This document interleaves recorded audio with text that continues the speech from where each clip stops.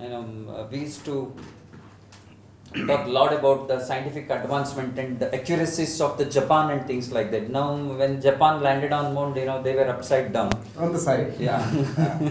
No, but they are a very good people. were Precision. But today, we are talked about for our accuracies and the technological advancement in space sciences, and all because of the people like him, and he is with us. We welcome heartily to our organization. Thank you. And this is our top management, whatever we have here, our top editorial management here.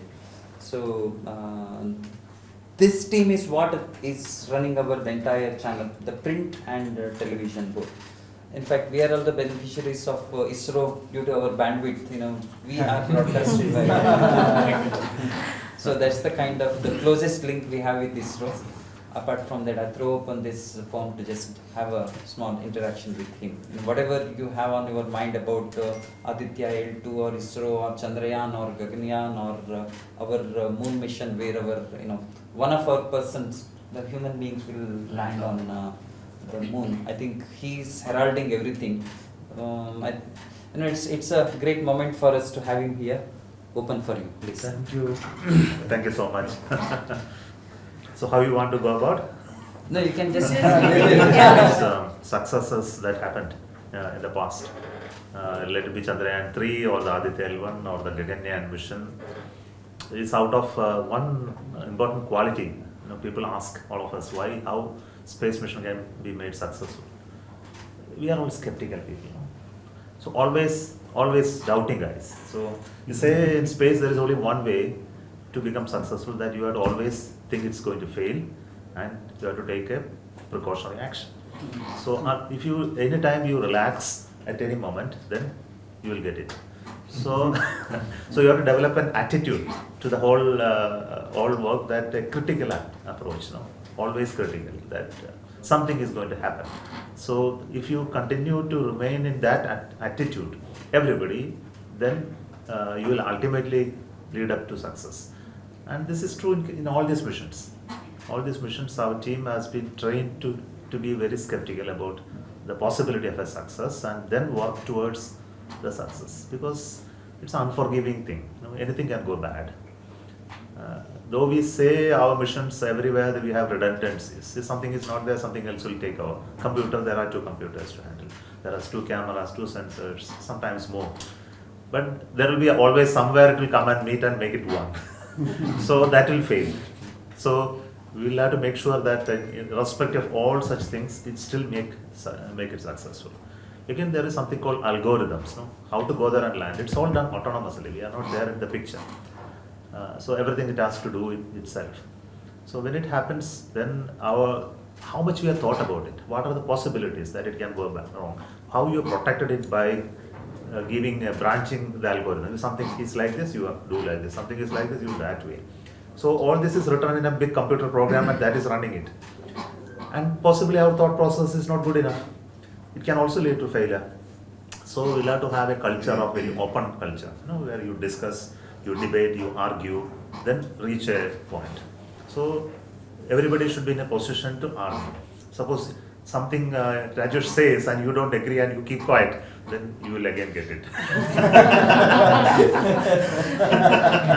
So we have to create a culture in the organization that there are people who will question me.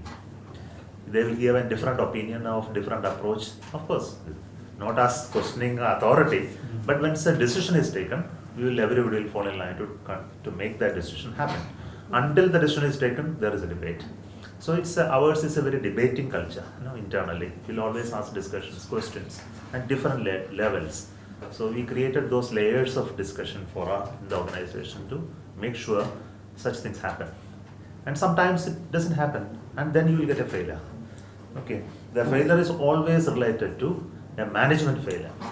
It's not a technical failure. Every technical failure is a management failure. That you didn't create the management structure or approach that will ensure a technical failure will not occur. So this is precisely I did after becoming chairman, to make sure Chandrayaan 3 will become successful. Now you will have to, of course, to have a good technical understanding of it, but you have to also make sure there is a management approach to make things work. I'll give you one clue, that there is a software written in the computer called guidance program. This is written by youngsters in the organization and it was the software which failed last time. Therefore, software had errors and it doesn't have the algorithm that will do the landing properly. This time I made sure I connect with a professor in Indian Institute of Science. He's a guidance designer and happened to be my classmate. So he's a professor there. So I made sure that this fellow gets into it and reviews it and critically questioned the design. So then our people became upset. It is our design. How can we discuss with the professor and he will tell something else? So the scare started. So then I encouraged this scare. When somebody is threatened, they will do a very good job. Threatened means that their item will not be used. A possibility that it need not be used. So everybody is possessive. So you have to play on that psychology. So they will do an extremely good job to make sure that their software or their approach will remain in the system. That is the whole purpose of it. So when the professor came in and started reviewing and he wanted to push his idea into it, and these fellows will start objecting to it. So this continued. And I don't want the professor's idea to get in. That's not my goal. My goal is to make our people's software and algorithm to be much more robust. And through that process, both of them started converging on a common path. Ultimately, I told the professor, your software I will not use because I can tell him, he is my classmate. The whole purpose is to make our software much more rugged and fail-proof. So these are some of the tricks. There are many. So almost in 6 months, I played these tricks with the team. Not me alone. There are many my directors and many others. And some of the information will not come because the whole issue is in any organization there are egos. People they work on egos and everybody is very possessive about it. You have to break it and you have to bring out the best in the people. So ultimately, the whole technical solution is more of human interactions, managerial approaches that need to be created in an organization to bring the best out of people to make it successful. Success comes out of this type of plays that we play. Okay. So that was a very interesting insight into the ISRO. Whenever we talked about ISRO, we only thought about the technical advancement and things like now here there are the psychological and managerial. So I thought that this connects with your work. Exactly. I mean, being a woman, I'm always curious about women scientists. Does ISRO do something ISRO help them to overcome their stress? I would like to know how they work.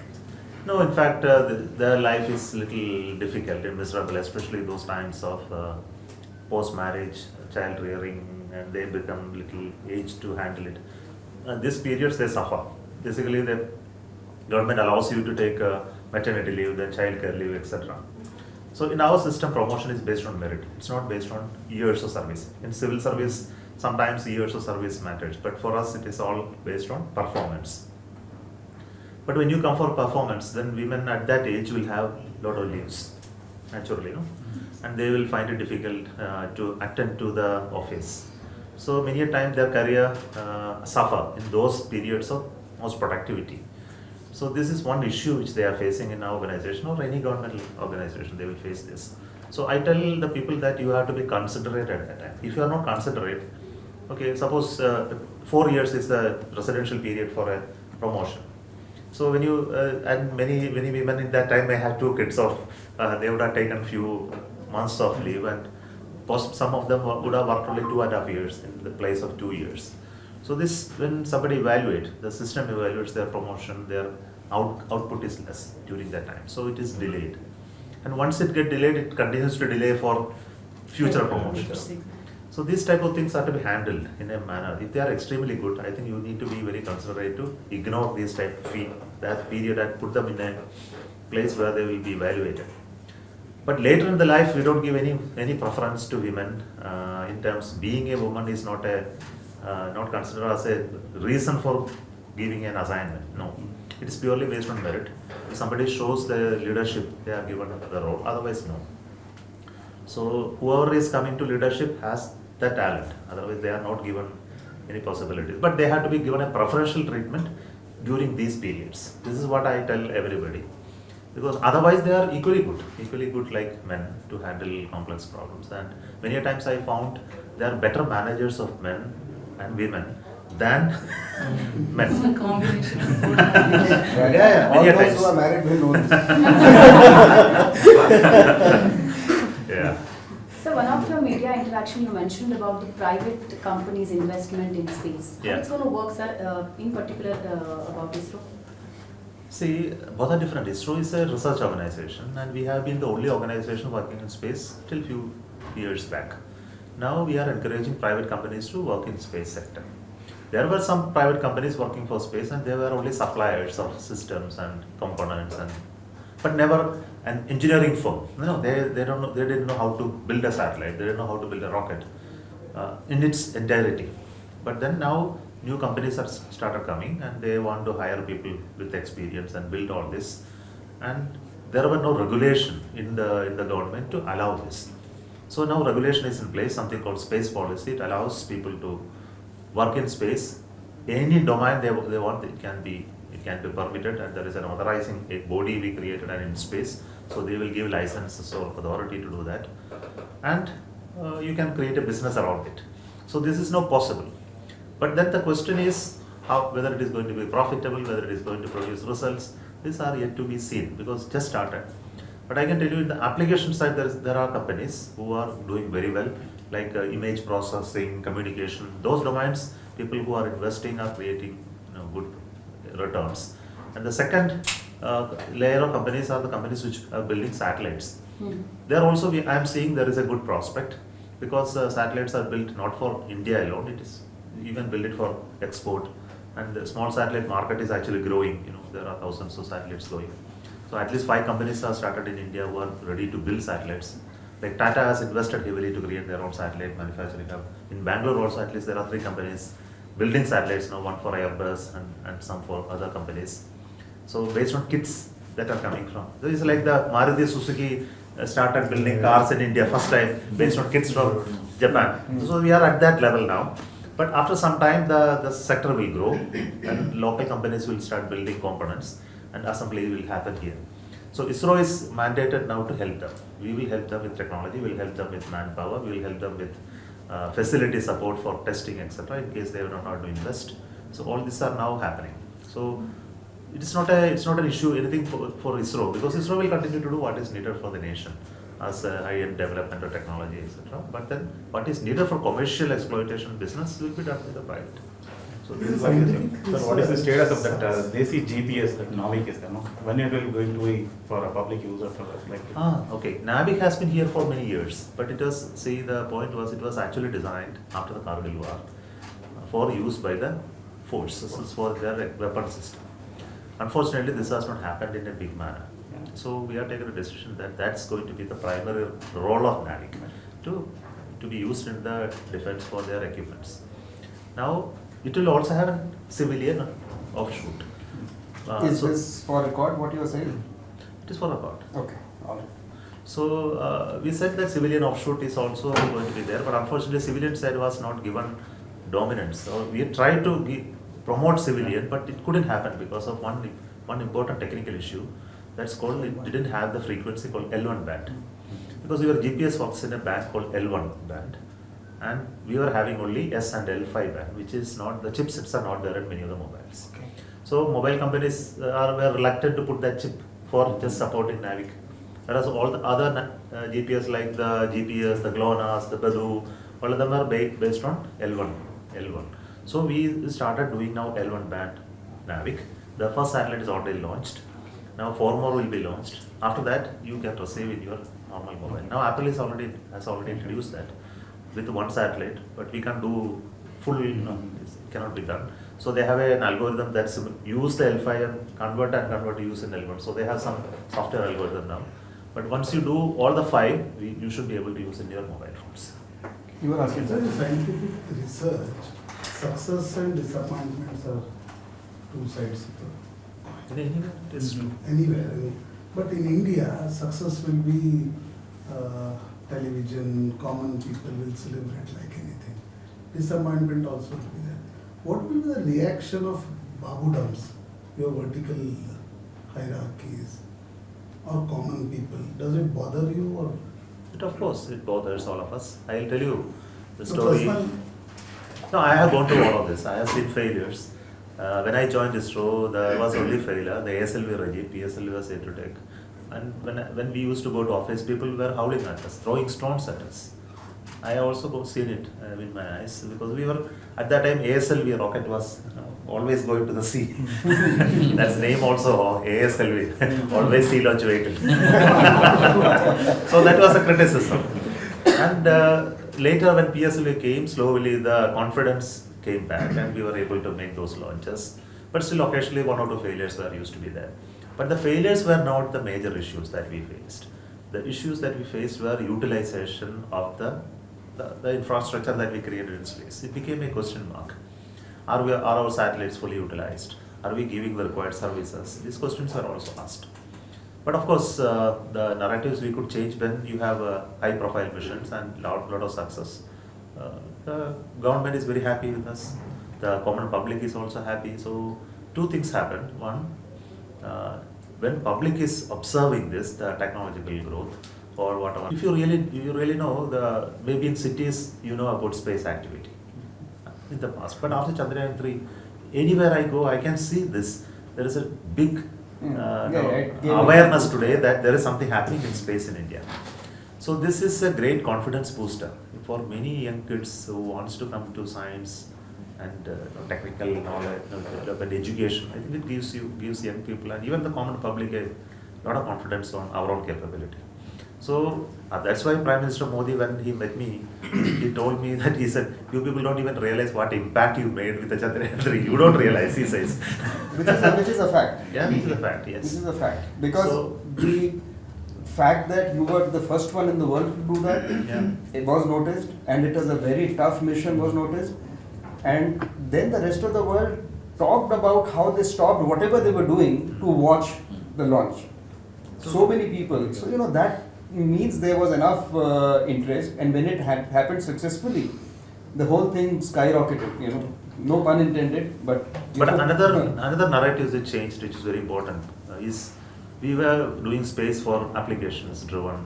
We do agriculture, climate, weather services and cartographic services. We were not into science and exploration. You can see that Sarabhai always talked about we have no intention of doing all those fanciful things. Our purpose is to serve the public, etc. This narrative also slightly changed. You can see going to moon is not seen as a bad thing today. So, Aditya is of course. see, it was the narrative in the beginning. So it's very important to change the narrative. When you have accomplished certain things, now we know how to do the agriculture, we know how to handle remote sensing and how to handle the weather forecast.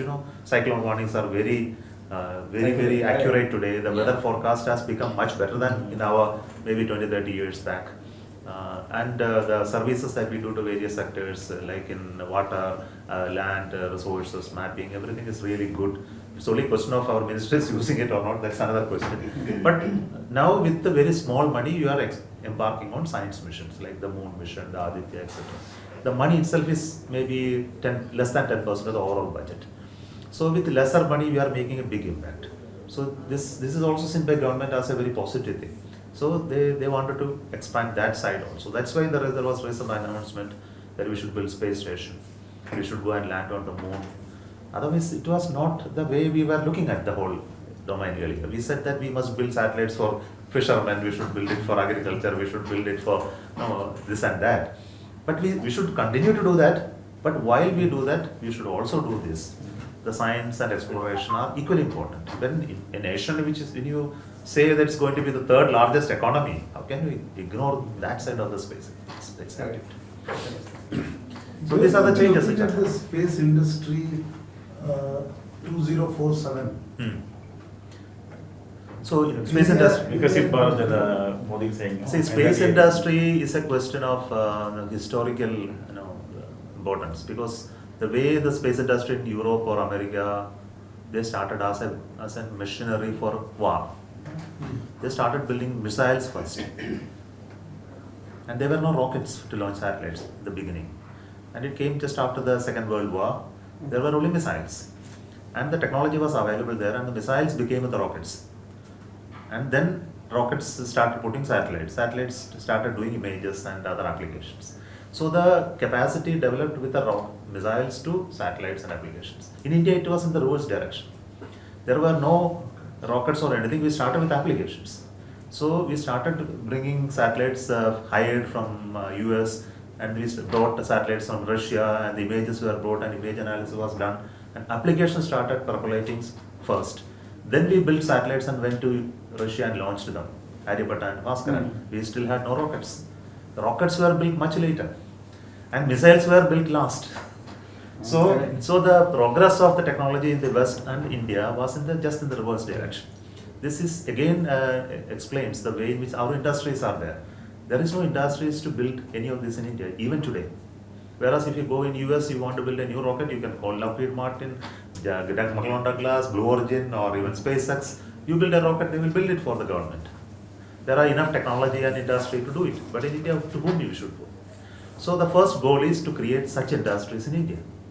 We must create capability in industries to build end-to-end solutions to space. People who are capable of building innovative satellites, people who are capable to build rockets, we want them. Yes. So this is the goal. By 2047, we must have a very flourishing space-based industry in India. Second is, our manufacturing is reasonably of low-cost nature. So there is a lot of offset manufacturing happening in India in space and aerospace. So we have to upgrade this so as to become a manufacturing hub for space sector, a low-cost manufacturing place like IT revolution. We must be creating an aerospace manufacturing revolution. This is another goal that we have. This is also happening slowly. You can see in Bangalore the aerospace activity there around the airport. There are so many export-based companies. Airbus is there, and many others are there. They are doing a lot of manufacturing of these parts. Export is really picking up in this sector, both in defense equipment and aerospace equipments. What about artificial intelligence? How it is going to be? Yeah, used in in fact, space? too, I think. Yeah, AI is already there in space. We are also working with AI in many sectors. So including spacecrafts, like image analysis now happens on board. Even Chandrayaan used AI to land. So it will be helpful for R&D. Without that, he couldn't land at the right place. No, we are looking at images. There is no GPS on moon, no, to go to that location. So we have to use only the camera images and compare with the internal algorithms, and then see we are at the right place. And it avoids the holes, ditches, or rocks, etc. by such Otherwise you'll methods. end up. Yeah, such methods. Right. So you have to understand what a rock is. A rock, it requires some intelligence, no? Otherwise you can't see with the 2D image that you can't identify whether it is the, because both the crater as well as rock is the same image. You can see if you look from top, either if it's a crater as well as it's a mound, both give same image. You have to understand from shadows and things like that. It's a crater or a hill. There's no techniques that we use. AI is used internally to find out. Talking about how, last thing, cost effective we are, one bit of caution vis-a-vis our IT industry. We are very good with IT, but we went to the world in a wrong manner initially by offering or projecting ourselves as a cheap alternative rather than a quality alternative. Yeah, there's another issue. Because the world started looking at us as cheap alternative, not as a quality alternative. Software coolies, that's why they called us. Yeah. Here we should be seen as people who can give low cost but high quality. High quality, yes. That's the challenge. In IT industries, if you really look at, is the software coming from India, the top-notch softwares? No, absolutely not. All the high-end softwares which you are using even for space comes from West only. There is nothing Indian. Yeah, I know. See the analysis software, the mission software, there are so much of software commercial we are buying. They are all coming from outside. Maybe Indians working there, Indians working in Bangalore, maybe building it, but it comes from there. So and the CEOs are also Indians. But this is one issue which you have to handle. In the future, we must create our own software for most of the engineering activities. For example, we do computational fluid dynamics. I made sure in ISRO, we will not use a purchased software. So when I was director of VSSC, I put 5 young people to develop a new brand software to be used by us, and we are using only that now. We don't buy a commercial software. So similarly, we have our own finite element analysis software, structural analysis. We have our own software. So building software is on technical software, not a spreadsheet or commercial or finance. They are equally important, but there are a lot of softwares which has important commercial. But technical software to build in India has been not very good in the past, which you have to correct. Correct. Okay, thank you. yeah.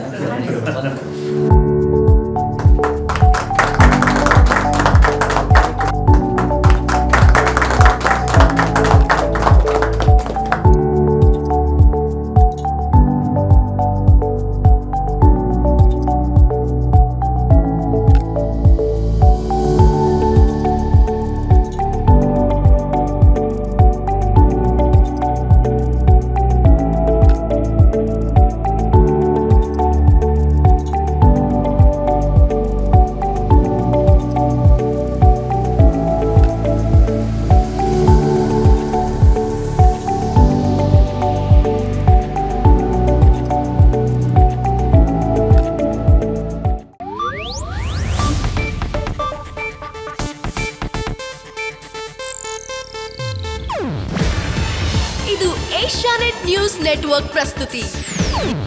ನೀವು ನೋಡ್ತಿದ್ದೀರಾ Asianet ಸುವರ್ಣ news.